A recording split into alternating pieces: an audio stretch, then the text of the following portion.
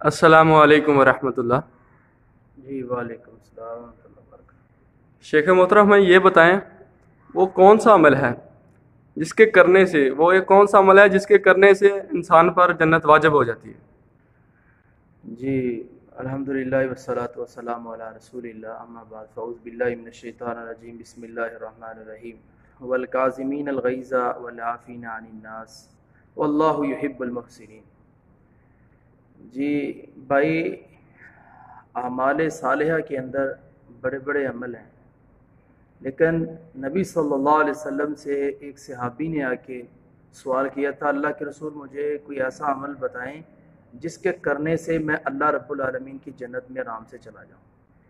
نبی صلی اللہ علیہ وآلہ وسلم نے اس بھائی کو اعمال بہت زیادہ نہیں بتائے تھے، ایک عمل صرف بتایا، صرف ایک عمل، فرمایا یہ ایک عمل تو کر لے تو اللہ کی جنت میں بڑے آرام سے چلا جائے گا۔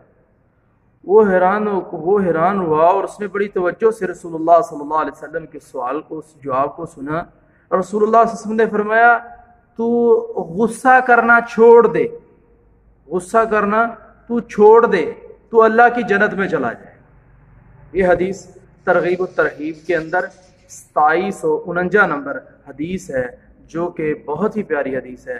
اسی طرح قرآن مجید کی جو میں نے آیت پڑھی ہے، وہ اس کے اندر بھی اللہ رب العالمین نے یہی کہا ہے کہ اگر کوئی غصہ آ جائے کسی مومن آدمی کو، اسے کیا چاہیے؟ والکاظمین الغیظ والعافین عن الناس، غصے کو پی جائے، لوگوں کو معاف کر دے۔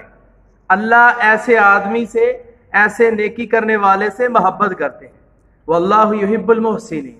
غصہ ہی ایک ایسی چیز ہے جو بہت بڑی بڑی جگہ پر انسان کو نقصان پہنچاتا ہے، وہ غصہ ہے۔